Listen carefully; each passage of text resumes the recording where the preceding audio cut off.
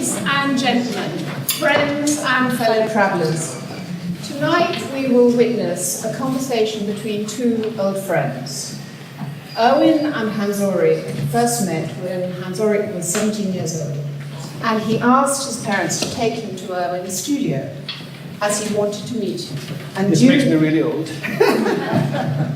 And due to Huo's age, it was the only way he could get there. I will leave them both to recount this first meeting and the many meetings that followed, but suffice to say that Hans Ulrich's parents, who waited for Huo outside the front door, became very, very nervous when he didn't reappear and imagined only the worst had happened. I'm not quite sure what worse they imagined, but anyway, they were very, very concerned and much relieved when Huo did eventually go back to them. When I told Hans Ulrich that Thaddeus had invited me to curate this exhibition, he professed his enormous admiration for Erwin's work and talked about his wealth of ideas, his passion for creativity, and the extraordinary commitment he had to making work over many decades, which of course is evidenced in part by this exhibition. Erwin lives and works in Vienna and also in Limburg, Austria. He's a graduate of the University of Applied Arts in Vienna and best known for his explorations of the material and conceptual boundaries of sculptural form. Over the last 2 decades, he has also explored clothing as a sculptural theme, as a second skin, a protective shell, an outline, or the filling in of the volume. In works such as his large-scale installations, where fixed architectural components are dressed in knitted pullovers, to a wide variety of other forms, he has also focused on the notion of time in his complex, multidisciplinary pieces. The dust sculptures, the performative one-minute sculptures, one of which is outside here on loan from Tate, and in recent years his work has been the subject of solo gallery shows in Switzerland, Austria, USA, Korea, Hungary, and the Philippines. Erwin has twice represented Austria at the Venice Biennale in 2011 and 2017 to great acclaim. This exhibition will be followed by a solo gallery show in Germany and Hong Kong, and 2 group shows, Der Handewerker and Linglicht in Austria. Later this year, he will have several solo museum exhibitions in Marseille, France, at Musée d'Art Contemporain, and Musée des Beaux-Arts, Musée Cantini, and Vieille Charité. It's an extraordinary career, and we're very, very proud and delighted to have you here. Hans Ulrich is an old friend and fellow campaigner. As artistic director of the Serpentine Galleries in London, he has had a very distinguished and notable career. Prior to this, he was curator of the Musée d'Art Moderne de la Ville de Paris, in Paris, of course, and since his first show, World Soup, the kitchen show, in 1991, he has curated more than 300 exhibitions. In 2011, he received the CCS Bard Award for Curatorial Excellence, and in 2009, he was made Honorary Fellow of the Royal Institute of British Architects. And in 2015, he received the International Folkwang Prize for his commitment to the arts. As I'm sure you're very familiar, Huo has lectured internationally at academic and art institutions worldwide and is contributing editor to a number of magazines and journals. He is the author of the Interview Project, an extensive and ongoing series of interviews, and his ongoing Art of Handwriting project on Instagram protests, the disappearance of handwriting in the digital age. He is also the co-founder of the Brutally Early Club, a discussion group open to all that meets at Starbucks in London, Berlin, New York, and Paris at 6:30 a.m. Obrist's recent publications include Mondialité, Somewhere Totally Else, Conversations in Colombia, Ways of Curating, The Age of Earthquakes with Douglas Copeland and Schumann Bazaar, and Lives of the Artists, Lives of the Architects. He is a very dear friend, and like Erwin, a very unique human being. I feel very honoured to have had the opportunity to get to know Erwin's work in depth as a result of working on this show and experience firsthand how he uses what appears on the face of it to be uncomplicated strategies to remind us not only of our own bodies, but also about the people that surround us. The body enmeshed with the chair so that the two become sculpture. The 1-minute sculptures that put us in touch with our vulnerabilities and fragilities. The ceramics, a new body of work that focuses on parts of the head and body that becomes real images when viewed in isolation. The legs carrying the weight of the world on their shoulders as visitors enter the exhibition. Drawing is at the heart of Erwin's practice, as you can see upstairs by the installation, the twilight lamp, and the armchair, which are also, of course, another way of talking about the body. There is an enormous amount to talk about, gentlemen, and I'm looking forward to it greatly. Thank you very much.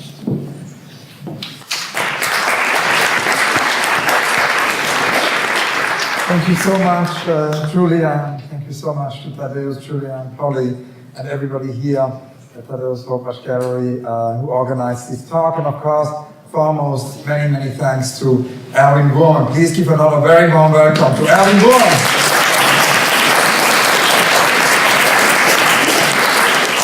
It's also particularly exciting to do this talk in this room, surrounded by what we could call a return to photography, because Erwin told me in our last conversation we did for the catalog of the Venice Biennale that for more than 10 years you have not returned to photography. So this is a really new chapter through Polaroids. So we're going to talk about this.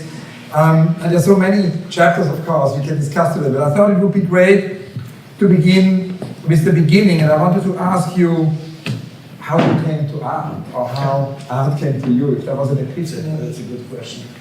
It was actually, I grew up in Graz. Graz is a small town in Austria. And it was, my father was a policeman, and we grew up in a kind of social housing where many families lived in a house, and there was a comet flying over the house. And in this house with several apartments, 3 young guys became artists. So very surprisingly, it was a result of a comet flying over the city. And when we met, because Julia mentioned that first meeting, that I was a teenager and I started to be obsessed by art. After when I was like 14, I discovered the long thin figures of Giacometti. It was actually through sculpture. I came to art and then visited you in Vienna. And I remember always that first meeting happened in a studio called Riva. It was a kind of a factory, an abandoned factory, where also Alois Mosbach and some other artists worked.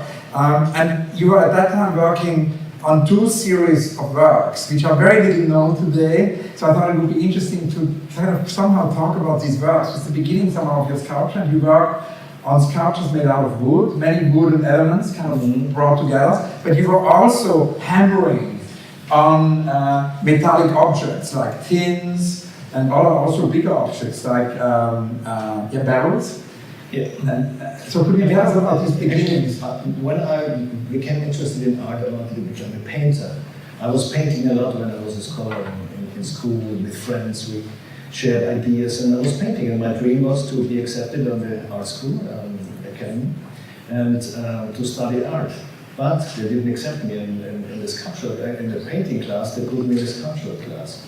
And a big shock, but I thought, okay, this could also be a challenge. And I tried to work on the notion of sculpture and hammering, for several reasons, what a big, recognizable notion as a sculptor, working as a sculptor. So the hammering became, for a certain period of time, very important as an attitude. Also the collecting of things which only consists of 2 dimensions, like boards or like vessels, and to transfer them back into really 2-dimensional thing, or to create something 3-dimensional things. So this was the very beginning. And you were actually, before you came, there was a room, and there's this young, weird guy turning around and trying to see artists. So there was a really strong rumor before you came. And I remember that one day he was calling, and the parents were waiting outside, and this young boy, he was 17, tall, and I mean, still in puberty, I guess. Very exciting, and he already knew all the artists, and he came in and said, I have a big collection at home, and I was at Baselitz, and I was at that time very famous Lippards and many others, and I have all their pieces at home, which was very special. And anyway, at that time, it was kind of a very exciting moment in the studio, because you also were then, in a way, experimenting on so many different things. There was already this kind of spirit of endless experimentation going on, and painting was still there because you painted these hammered objects. It was still, you had not left painting. Well, I used the color to add another layer, a sculptural layer, because I've realized with color I can change form, which was not very complicated. And then also at that time, I don't know if you remember, I made these balls with oil paint. I just took oil paint. Like if you would have many oil paintings, you would scratch down the color and make a ball with it, like a snowball. So I made these little balls that were both sculptures and paintings at the same time. And then something happened soon after, and particularly in a way in the very late 80s, which is a real process of change because you kind of reoriented yourself. Clothes started to enter the work. You brought in these found clothes. Could you tell us about, because that's a very major change in the work. Well, the change came probably through a pragmatical reason, because the first studio I had was close to a factory. They made furniture and had a lot of waste wood, what I could use for free. And then I changed studio, and then I came close to a company. They made cans and barrels, and they used all these materials.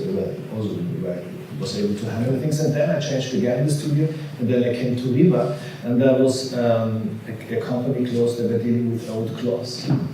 And there was this gigantic amount of cloths. And I started to work with this. Before that, I worked with my own clothes, but you don't do this for a long time because then you run out of the materials.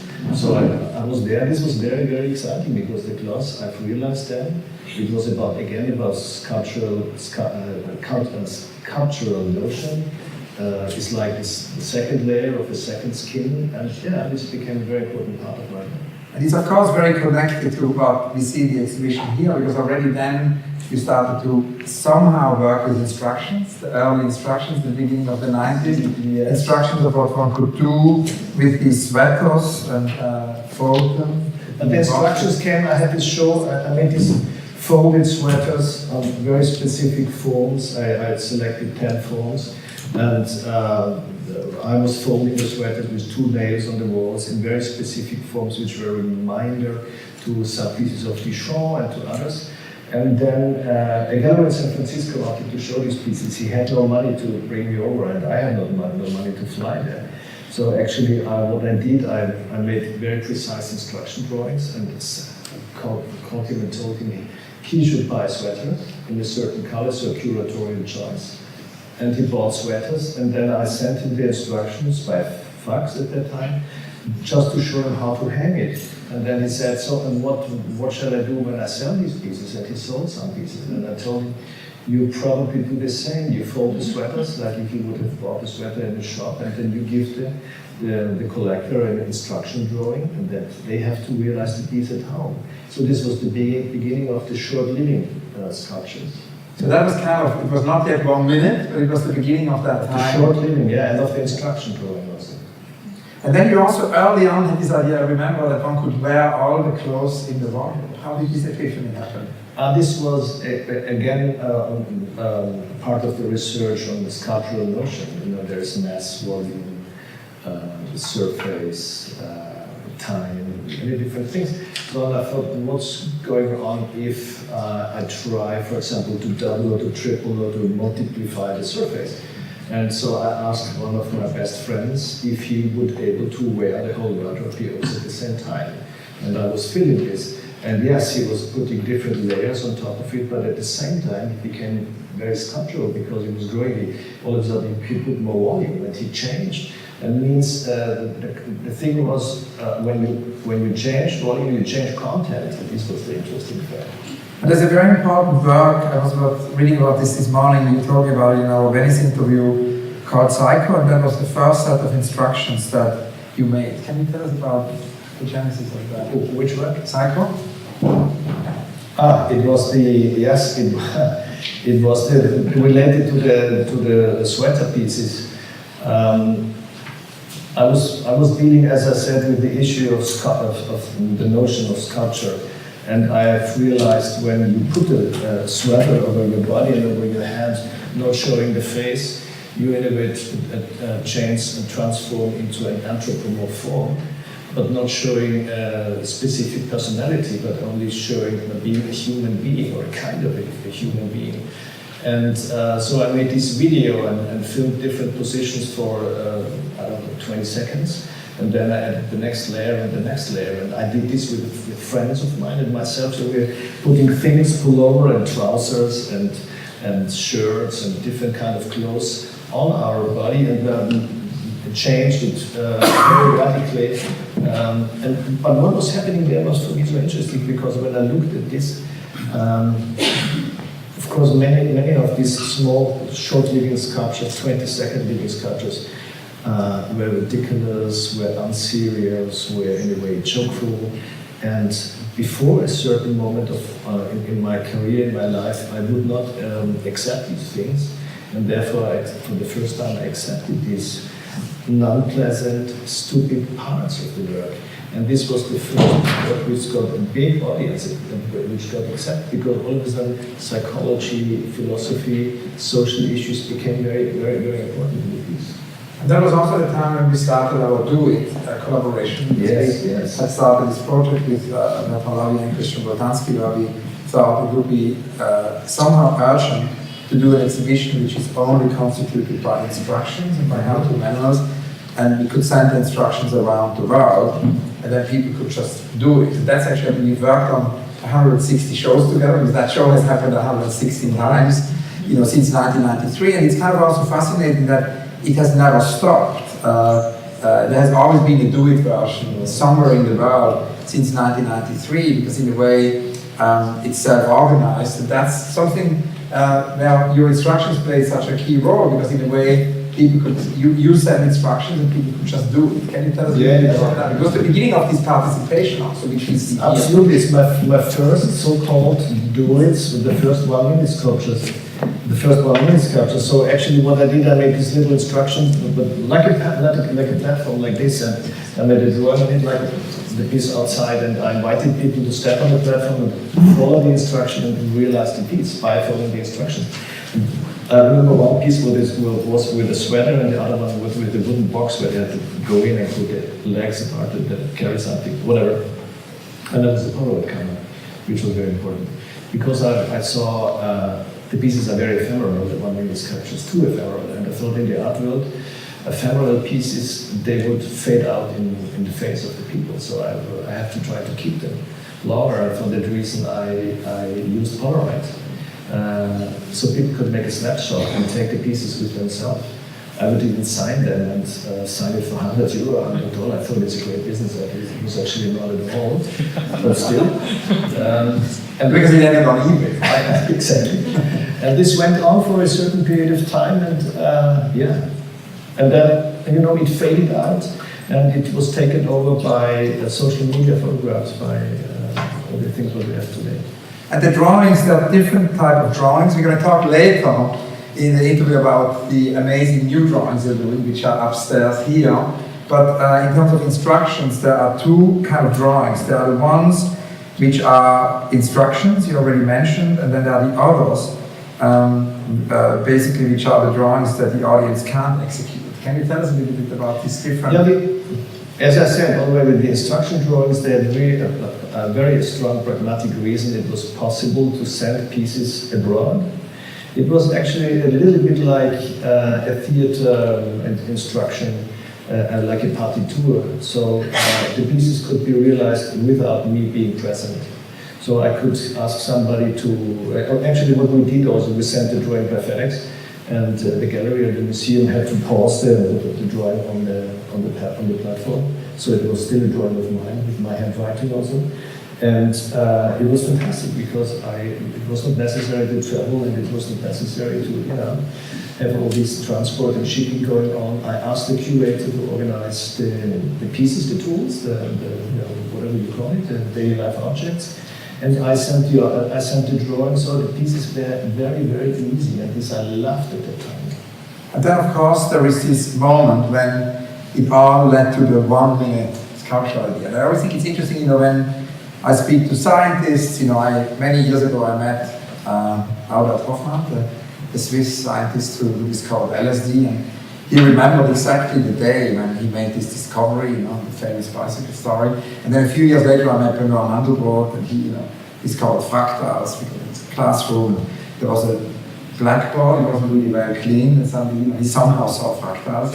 So I'm always interested how ideas are born. So I wanted to ask you if you remember the day when the 1 minute sculpture, which is so central in the show here, was invented, and you had this epiphany. No. Unfortunately, no. But I remember I went through a long period of really bad things that were happening to me, family and so on. It was really dramatic. And it didn't work for 1.5 years. I always hated the idea that the artists have to suffer to do something great in his life. I hated it because it's a romantic idea from the 19th century, I thought. So things, in a way, happened to me, similar things. So, and then after 1.5 years, I was invited to make a show in the small Kunstverein in Germany, in Bremen. And I had this idea since a long time in my head, but I never was able to realize and fulfill it. So I called the guy, the director, and said, yeah, I'm willing to do the show, but I do not want to send anything. I do not want to send pieces I have already done. I would like to go there, let's say 10 days in advance, and make the pieces there. And they were all very frightened and not very happy. Because of course they were nervous, what's going to happen in a week or in 10 days. And I went there and tried everything out. I asked if he would allow me to work with the people there, a lot of people who were employees there, and the tools which were laying around. And first I tried everything out with myself, and then I asked him and all the others to do this, and we made the 1 minute sculpture. In that moment, it was called 1 minute sculpture. I was looking for a synonym for very short, it's just a synonym for, it can be 10 seconds or 2 minutes, doesn't count. So it was there for the first time in 1997, when I called them 1 minute sculptures, but the short living sculptures I've done before. So it all started in Bremen. And you also, just before that, which is so interesting, you spent 6 months in this very difficult time of your life writing a genre, right? It was in the midway of it, you wrote this genre. Yeah, yeah. But do you write? No, I'm not. It's not, well, today's Robert is sitting here. I wrote a word sculpture. It became a theater piece then, but I wouldn't do it again. It was once for a time, and I'm not doing this again. And talking more about the 1 minute idea, so of course it had to do with this idea of turning an action into a sculpture. And I was sort of thinking when. But these things, I think the things I tried, and many researchers, for example, for me it was very important to understand when I stand straight or when you stand straight and still, it's an action, of course, but can it also be a sculpture? Can it turn into a sculpture? What has to happen? Do I have to squeeze a movement, for example? Do I have to squeeze it into slow motion? How long do I have to squeeze the movement, the slow motion movement that it stops in our brain? Of course it doesn't really stop. So those were very important questions at that time. And I was making many researches about this. And who were the artists who kind of inspired you? Because I was thinking, actually, when I came here and entered the space, I had this flashback memory thing about Gilbert and George being here at the opening of this space, and they, of course, had this epiphany of the living sculpture. Were Gilbert and George? No, I loved Gilbert and George a lot for many years. And I estimated, especially the early work, the underneath the arches and all the things, they're really great pieces. But also Josef Beuys was very influential for me, especially at that time, I think, when we went to Berlin. But also many others. At the very beginning, I came to art through the surrealists. And, but these faded out in a way, but in many. But yeah. So in the time when we went to Berlin, there was Beuys, because we actually had this other great encounter. In '88, you had the DAB, the grant in Berlin, this fantastic idea in Berlin that artists get studios for 6 months. And I remember we went together to East Berlin and brought a lot of literature out of there. I don't remember that, but I remember that we were there together, yes. And at that time, you also talked about Franz Erhard Walter as a kind of inspiration. And that's, of course, also interesting because he did this Werksätze, kind of fantastic work, yes. Yeah. Fantastic work. I was a bit surprised that in the 80s when everybody got, shocked with these all of a sudden new painting and many ideas of before of the 70s faded out because of this big impact of the 80s. And that's a very fragile situation of the arts when you do something for your whole life. And I remember Hans Ulrich Obrist, I spoke with him once and he told me this, but he was quite known and he was quite successful. All of a sudden, painting came and faded so many things out, made so many things disappear for strange reasons. This happened again to the new painting. So this is happening again and again, over and again. And there was a certain moment of Hans Ulrich Obrist's work where he, in a way, made an attribute to color, and all of a sudden his pieces became very colorful for a very short period of time. Then he moved back. Thanks, God. And can you tell us about the 1 minute sculpture here? Because there's so many. When we did the last interview, you counted up to 90, I think, and now it's 100. No. We made the interview 2 years ago. I made the first 1 minute sculptures in 1997. I called them first time 1997. And until now I made, I think 100, I don't know exactly, but it's in the book, I never counted it really, but I think it's 110 or 150 or whatever. I mixed it up because at that time we wrote them all together, and I thought it's 99, it was more. But it means in 20 years I made 120 pieces, let's say 120 pieces. It means I took very much care that it wouldn't spread out and I wouldn't overdo it, because the pieces are very close to the party gap in a way. So I thought I have to be very strict with these pieces. And I only show them for many years I only showed them in museum context. I was invited so often to parties and to shows and to exhibitions and to openings. Can't please and make a 1 minute sculpture. So I always said no, because that would have killed the pieces. So I wanted to make it very strict, and yes, I could have made thousands, maybe 10,000, but that's not the point. I wanted to make only a few, very concentrated and in a very rigid form, and be in a way brutal also with the piece and with the perception of the piece. So for that reason, maybe they are still asked, and I show them. And then of course there are the ones here, and I thought, because we all experienced them, it would be great to hear a little bit the thinking behind the 1 minute sculpture here, which is participatory, and where people actually, you no longer ask people to actually get the photograph on, or where people can take the photograph. Can you talk? Yeah, here we make an exception, because for many years I didn't do this anymore with the Polaroids, because mostly people do this with their mobile phone and put it on Instagram or somewhere else, and there were, for a certain period of time, there were many pages or whatever, pages on the internet with 1 minute sculptures. Actually not my 1 minute sculptures, people created parallel 1 minute sculptures, which was very exciting also, because all of a sudden I've realized something was going on, and the pieces were used so often in advertisements, not asking me, and by fashion photographers and by advertisement photographers, in really spreading out all over the world. And I saw many advertisements not asking me, and in a way insulting my work, and in a way disrespecting authorship and things like that. So it's a big problem. It's interesting, it's good, it's an honor also, but it's also a big problem. But what was the question? Sorry. Could you just tell us a little bit more about the one here? Yeah, this one here. This one actually, it's a nice one, because when you put it's 2 buckets. Yeah, you have to stand in 1 bucket. It's complicated because the feet are mostly bigger than the ground of the bucket, and then you have to put the other bucket on the head, and then all of a sudden this takes all the space organization out of you, and you're close to fall down and fade, because you cannot keep equilibrium. It's and then people like to get a photo from this, but it's so tricky because everybody looks more or less the same. But everybody wants it. So.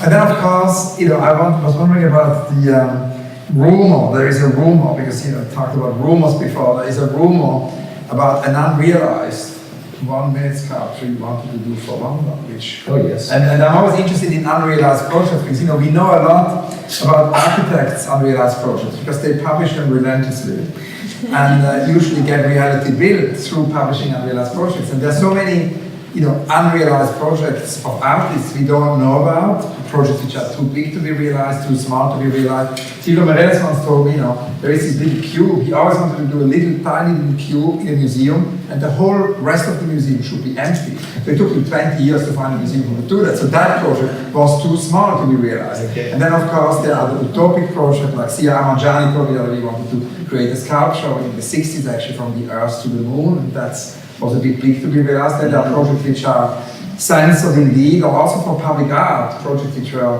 lost competition entries.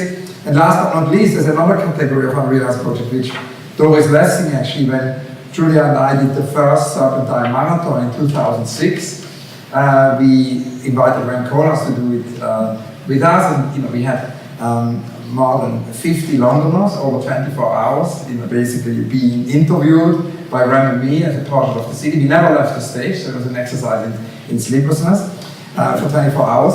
And after 24 hours, we faced the amazing Doris Lessing, which was a very difficult interview to do in our exhausted state. But she was amazing, and she told us about this idea, which I've never, but I always thought about since then, which is that there is not only the unrealized project we couldn't do because of outside, obstacles, but they're also the ones we couldn't do because we did not dare to do it. So there are many reasons why one wouldn't realize a project, but you have a very exciting 1-minute sculpture for London, which I think everybody would love to hear about. They asked me for this Trafalgar Square pedestal to propose a piece, and I proposed a piece, and I didn't hear from them.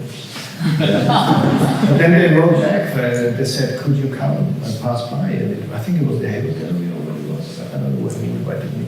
Anyway, I was there and explained the piece, and the piece was.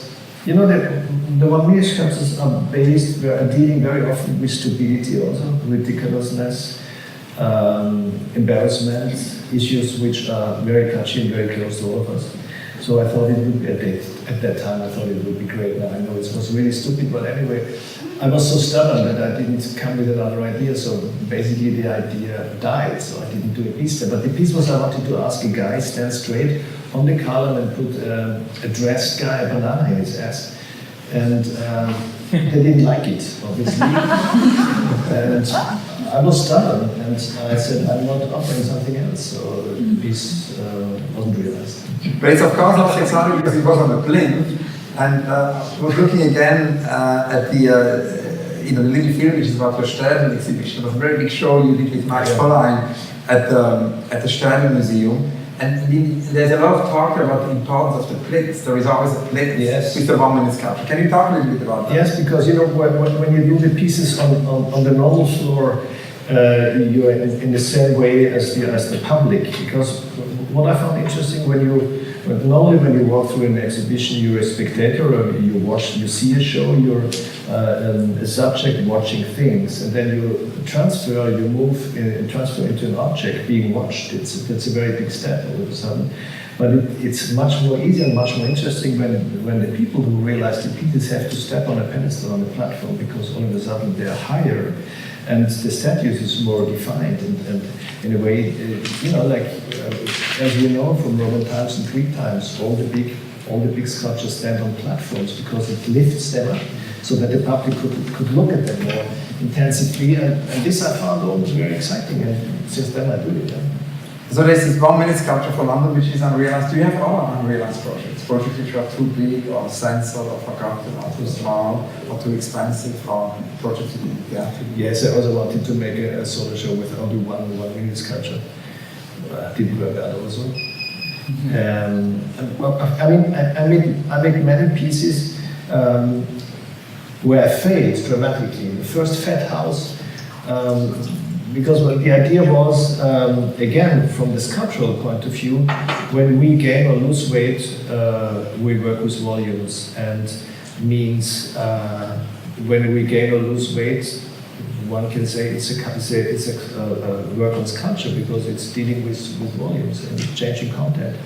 So I thought it would be interesting to transfer a technical system like a car or a tectonical system like a house or combine it together with a biological system which is growing then. And the first house I thought would be when I thought I would like to make a house, I use a house, because I loved modernistic architecture, I was interested to make a piece with the Haus Moller from from Vienna by Adolf Loos.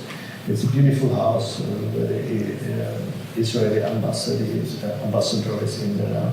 It's a beautiful modernistic house, and it's famous because it has 2 windows, a balcony and a door, so it has a face. A very clear, modernistic, pure house. And I thought it would be great to make it fat. Because what I've realized through this obesity and through the growing, all of a sudden the pieces become human. So the car got a face, the house got a face. So I did this, and we made it in real, 10 meter high, and I don't know, 8 meter wide. Not real, but nearly real. So 10 meter high, 8 meter wide and so on. And we made it fat. It was enormous, difficult and expensive and everything. But it turned out it looked like one of these inflatable castles for children when they jump around. So it looked like this at the end. So I had to totally kick it out and destroy it. And then I came back to the traditional saddle roof house, and it worked there much easier, much better. Now you mentioned the face, of the house, and what brings to my mind something actually which I saw in '88 when we saw each other in Berlin at the time. It's another kind of unknown series of yours that you kind of overpainted photographs from magazines, and you started to remove the faces. And that came to my mind also because in a way that's ongoing with many of the sculptures. This whole new series of sculpture which basically welcomes the viewer in the very first place when you enter the gallery here. They do not have spaces, they have stones, all kinds of other things. Can you talk a little bit about how the faces disappeared and maybe about these new sculptures? Yes, there are only a few faces, self-created faces in my work. I almost found, I didn't find a form which I could accept. The face is so complicated, and I see so many bad faces in the art world. Really horrible, and I didn't want to add another one. Sorry, I don't want to offend everybody, but it's really terrible. And so I decided to make figures without hands, because to get rid of this problem, which was an intense problem for me. And also because in the meantime I made, as we spoke about, these pieces with sweaters and clothes over the head, where the head was not there anyway. So I could kick out personality, which allowed me to speak in a more abstract way about psychology and about I missed the German words. And the rocks? Because then suddenly there are rocks. Yeah, the rocks. You know, Austria and Germany have this heavy history, and I always found the rock is such a brutal natural instrument. When you deal with this, it's heavy and it's abstract and it's non-specific. And it would be nice that if rocks have legs, and what would someone get out of this if rocks would have legs? But then I make these small rocks, and it's in a way makes them ridiculous. So I cannot explain it more. No, but I think we can talk about more. What is interesting is that something you said before about these small sculptures, like the one with the rock, is the fact that you all of a sudden felt that working with a lot of factories and production facilities and assistants, and you all of a sudden kind of wanted to be alone, to make work. But this relates to the pieces upstairs, to the ceramics, yes. Because like many artists in the last, let's say, 10, 20 years, I stepped into the same trap. I had many assistants, and they utilized my pieces, and I turned into someone who was making sketches, and the assistants realized the pieces, like the fat car. I'm not doing much when I do the fat car. We define the form, but even now, I'm not defining the form myself. An assistant defines the form, and then I come and check if it's good or not. And if it's not good, I make drawings that it should make it better. But I'm not putting a hand on the car. But on these ceramics, I put hand on it, and this was so great because not only I made the form myself, And from the very beginning until the very end, everything was done by myself, and I loved it. It brought me back into a very certain strong connection, physical connection to doing art. And this changed the perception, this changed the way of doing and way of thinking very strongly.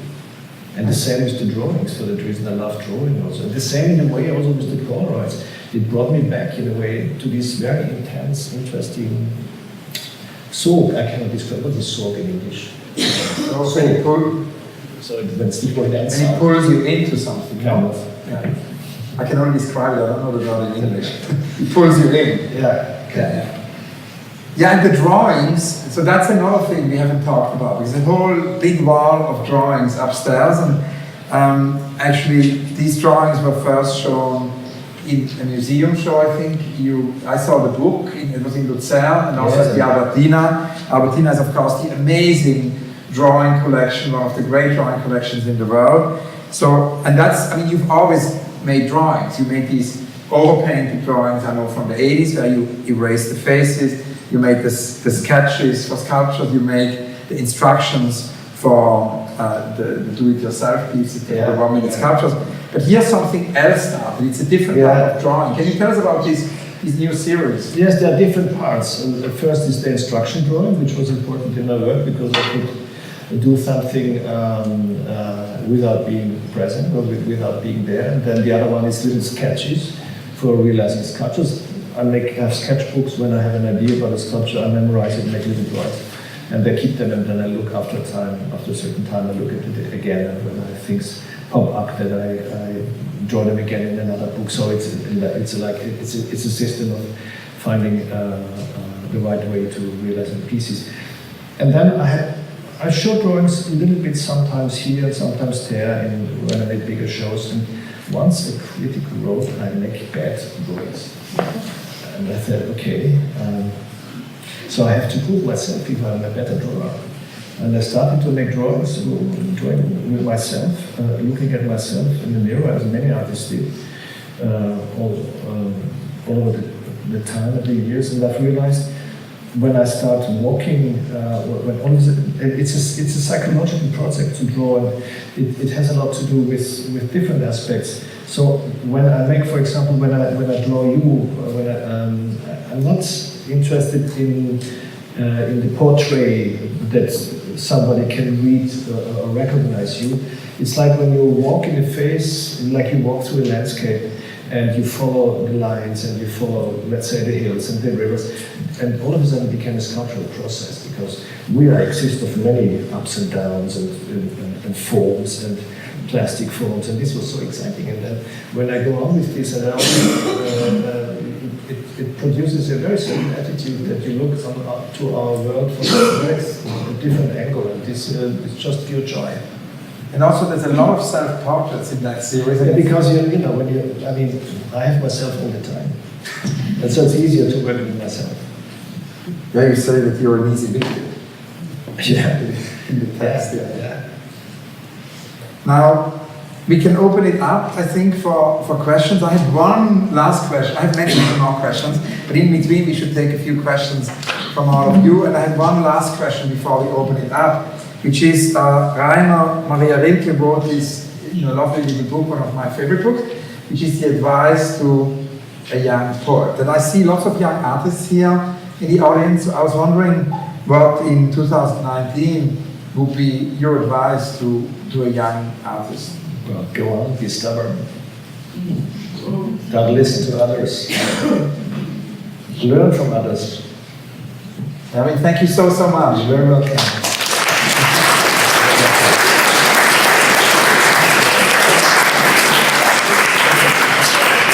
So do we have questions for Erwin Wurm? We've got a question here in the back. If we can have the microphone, please. Oh, there's also a question here, either way.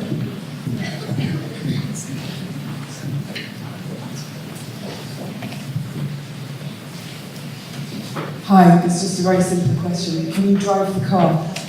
Can you drive the car? No. Why not? Well, it's so complicated. It could be done easily, but you would never get the allowance from the authorities to drive this strange vehicle. We tried it once, just forget it, it's too complicated. Because there are very strict rules and laws in Europe how a car has to look, and that you see the lights from all different angles. Just forget about it. Once I got asked by an American if I would plan a car with him that he could produce, and then he realized himself it's just too complicated. Would you like to be able to drive it? It would be nice because you can make it with rubber and then you could bump around. I was thinking also before it would be amazing as a self-driving car. Do we have other questions? Julia? I'm very fascinated by your furniture pieces upstairs, and they were a relatively late addition to the show, but I think a really interesting one, insofar as there's a kind of mise en scène with the drawings and then the furniture pieces. Could you talk a little bit about how important design architecture is in your work, and whether it's an ongoing theme or whether it's something you engage with from time to time? No, it's an ongoing theme. I'm very much interested in design and also car design and also architectural design, architecture very, very much, because it's such an important expression of our every time, and the same is art. And I was working with this since a long time. So basically, when I used furniture, I make different series. In one series, which is going to be shown next week this week in Berlin on Friday, I have an opening at the Johann König Gallery, and I transfer furnitures which I reuse in a very different context, in a different way, and make very specific so-called drinking sculptures out of it. And then a furniture in the car is something stiff and something made of wood, which you cannot change or which cannot be soft. So we did those furnitures in clay, and then I tried to sit on them or to walking on them or to dance on these furnitures. And all of a sudden it became soft, and I was walking on a bed.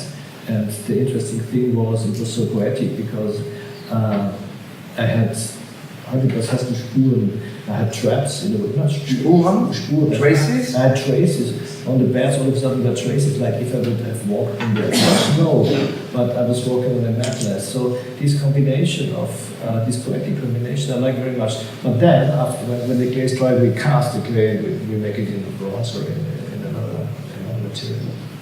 The question of design, Julia asked, also leads us to the question of architecture. And we talked about the houses. I was wondering if you ever thought of going into architecture, of actually building a house one could live in. Actually, I also get asked by someone if we could make Fat House turn into a living house. Would be possible.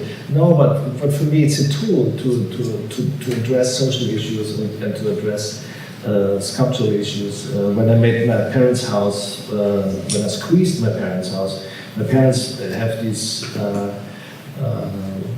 it's a bungalow, let's say it's 20 meters long and I don't know, 9 meters high and 10 meters wide. And I rebuilt it, but I squeezed it into 1 meter. So it's 20 meters long, 9 meters high, but just 1 meter wide.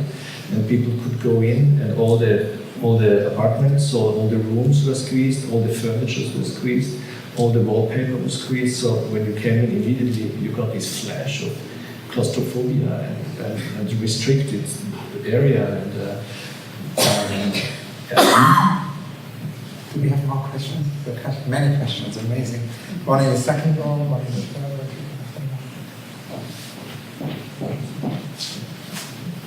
What social issues do you address? Sorry? What social issues? You said you want to address social issues. You okay. mentioned claustrophobia, but are there others? Yes. Well, let me explain with this example, because my parents built the house in the 60s. I grew up in the 50s, and Austria was at that time still a post-war country with post-war society, a very rigid society, and I grew up being beaten in school.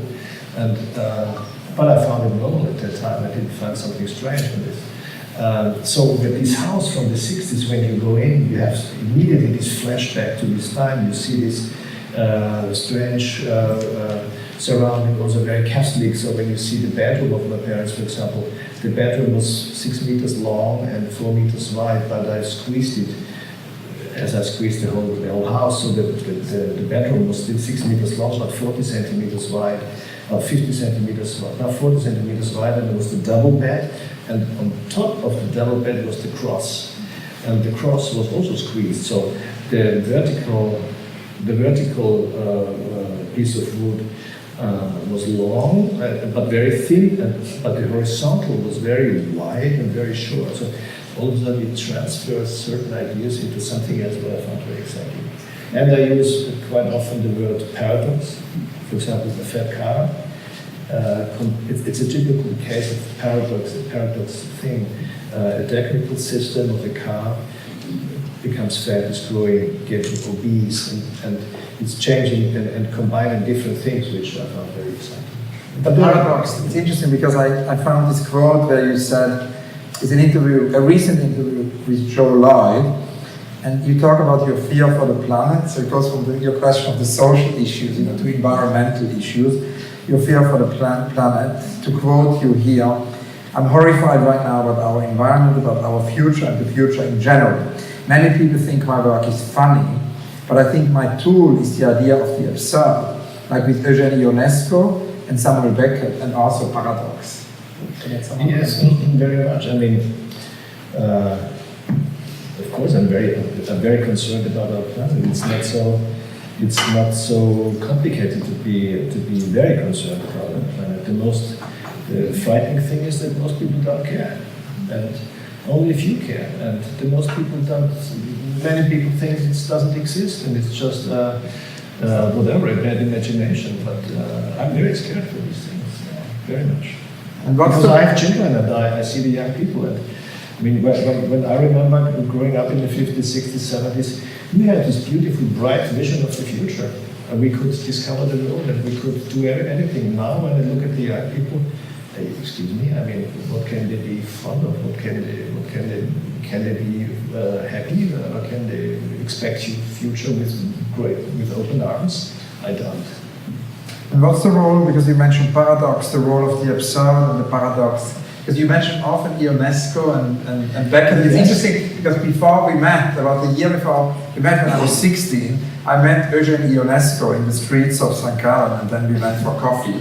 And the old playwright, Ionesco, came to Switzerland because he was sort of fed up with writing plays, and he wrote and he made in this famous Swiss gallery, Erker, where also Tapies worked, and also Asger Jorn, many artists in the 50s and 60s. The late Ionesco came there to make lithographs. So he made very childlike drawings, almost like children drawings. They're very beautiful. At the end of his life, he did and it was amazing because it somehow connects this idea of time, living sculpture, because he basically said that a time sculpture can be he didn't call it a time sculpture, but sort of time can be as eternal as bronze. Because we went for coffee, it had a huge impact on me, because he basically said, my play, La Cantatrice Chauve, the Bold Singer, plays every night in the theater since the 50s. It still plays every night, which is astonishing. There's not been a single evening where this play was not performed. And so he said with a laughter, my play is more permanent than many bronze sculptures of one of my friends, or some of my friends,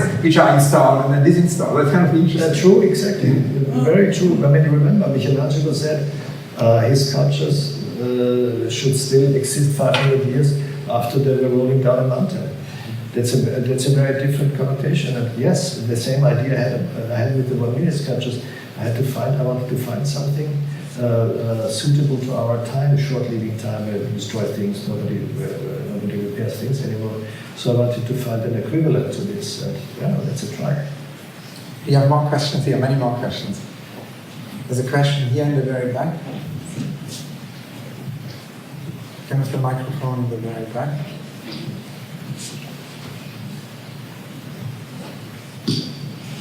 Birgit Jürgensen had an obsessive and interesting relationship with Polaroids, and she was your contemporary. Birgit Jürgensen? Yeah, I know. Yeah. And I was wondering how this sits, how Erwin sits in terms of your Erwin, given that we're surrounded by Polaroids. I actually know Birgit Jürgensen quite well because she had a studio above our studio. I had the first studio with a group of artists together, and she was above with her boyfriend or husband at that time. But you know, she didn't play much a role in my work at that time, because at that time she was focused as someone who tried Viennese actionism from a female point of view. So at that time, unfair enough, nobody took her serious, me including. But then I discovered her work afterwards, and I must say it's a great body of work, and it deserves to be better, to get better and wider recognition. That's it. I have another question, yes. What is offense in your practice, and how far it can go? Obviously, disturbing art can bring us to existential crisis and then rebirth. Where is this fine line in your practice? When I ask people to be models for the 1 minute sculptures in the first years, now it's different. I try to expand boundaries, but never wild or never aggressive in a way. Like I never show naked people. I never show vulgar things. So I try to do it at a very specific level, and people accept it to be led to step over a certain border. But they did everything with free will, because as a photographer or as an artist, when you invite people to do something and they don't accept what you ask them, and you still make the picture, they can sue you like crazy. So I had always this idea to do things in a certain concept. As I said, the absurd was very interesting for me, because when we think or when we look onto our world from another perspective, let's say the absurd or the paradox, then all of a sudden you see more, or you see different things, and this was so exciting. Sometimes you see nothing, that's also true, but sometimes you see much more interesting things, but you never can know before. You have to try a lot, and I threw many things away also. I did ask more about audience than models, actually. Yeah, the audience, you know, I'm a dictator with the audience when it comes to my 1 minute sculpture. They have to follow my instructions if they want to be a part of the piece and want to realize the piece. If they do it in my way, great, then they're peace of mind. If not, it's also okay. But then there's something else, then they're not a sculpture by myself. Thank you. And coming back to your question, to your ecological concerns, don't you think that generation from 60s were not aware, not active, and the generation born in 80s aware and not active, and millennials actually aware and active? Oh, many were aware and were active, but nobody took it serious because the problem was small at that time. I remember in Austria people demonstrating against a big Kraftwerk, A power station? a big power station, and it was a big scandal, and actually the Green Party was founded after that. But it was a smaller problem, a relatively smaller problem, marginal in a way, but nowadays it's huge. Thank you. So, We can take one or two more questions. Yeah, we've got another question here in the back, on the other side. So if a child was in the room, let's say 10-year-olds, and was looking at the Polaroids around, how would you explain, sort of communicate, what is it that you do? I think that in the simplest terms. I'm sorry, I didn't understand. It was acoustically difficult. I could hear the beginning. If a child was in your room, and then Sorry, we could so let's say there's a 10-year-old in your room, and you would like to understand what is it that you do. How would you explain to him, communicate what your work is about? Well, I have realized, and it sometimes annoys me, that parents come to me and say, "Oh, we have seen your show. My kids loved it so much." It's not always the best to hear this.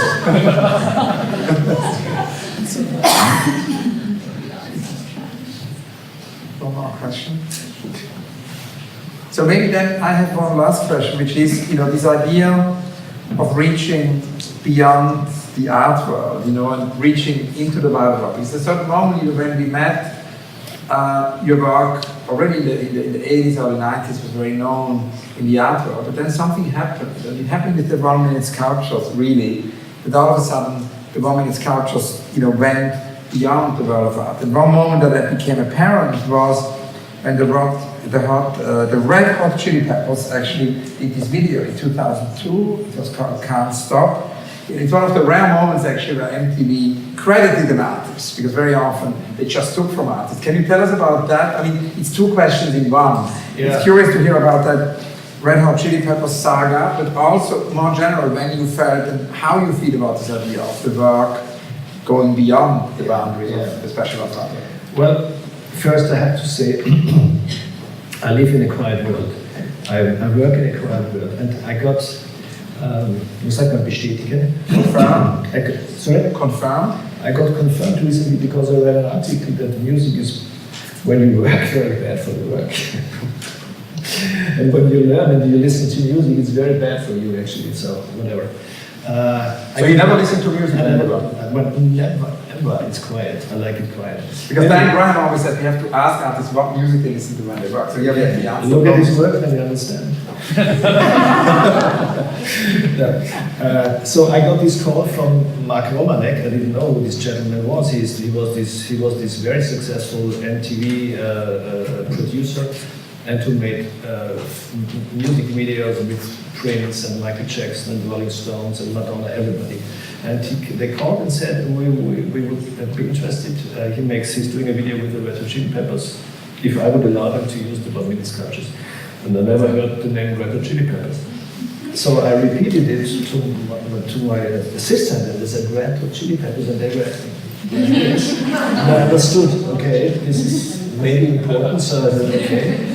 And then we made this, and I must say that everybody was extremely professional, and I got a great contract and I got paid, but I wanted, which was the most important thing, I wanted to be credited on MTV, because I have seen myself personally in many MTV videos where all the ideas were stolen by artists. I could even name the artists, and nobody got credited. It was normal at that time that they just got ripped off. Nobody took care. And I was the first who got credited, which was amazing. But then what I wanted to add to the other question was, when I've realized that as an artist who work, we make shows for galleries, for museums, but I always find the public space very important for art, because in the past public space was most important in Italy and in Greece and everywhere. Art outside of the gallery, art outside of the museums, in the streets or in the cities, in the places. But then I realized that the public space at that time, in the 80s and 90s, was the media, the mass media. So I started to make these sculptures for the mass media. So I got many invitations, and I was asked by many magazines, The Walk and Interview and people, to create performative sculptures, 1-minute sculptures, for them in these magazines. And this I did many, many times. So for that reason, the pieces read out really right. But at the same time, I got copies of, and I thought, when they copy me, I do it myself. So it was this kind of, yes, great question. That could not be a more wonderful conclusion. Thank you so much, Erwin. Thank you all.